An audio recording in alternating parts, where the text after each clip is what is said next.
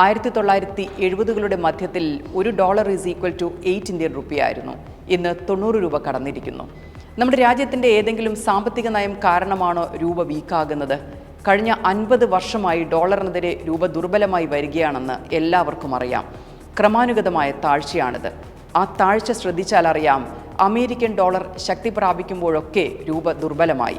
Indian രൂപ മാത്രമല്ല, ലോകത്തെ മിക്കവാറും കറൻസികളെല്ലാം ദുർബലമാകും. ജപ്പാന്റെ യെൻ 30 വർഷത്തിനിടയിലെ ഏറ്റവും വലിയ തകർച്ചയിലാണ്.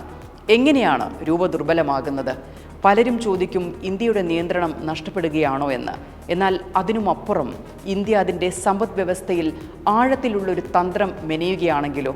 രൂപയുടെ മൂല്യം ഇടിയുന്നുവെന്ന ന്യൂസ് ഹെഡ്ലൈനുകൾക്കും വിപണികളിൽ നിന്നുയരുന്ന വിലാപങ്ങൾക്കും അപ്പുറം സത്യം നേരെ വിപരീതമാണെങ്കിലോ?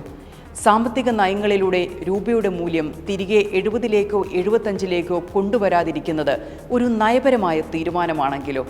തിരശ്ശീലയ്ക്ക് പിന്നിൽ ഇന്ത്യ ഒരു കളി കളിക്കുകയാണ്, മിക്ക ആളുകളും കാണാത്തൊരു കളി.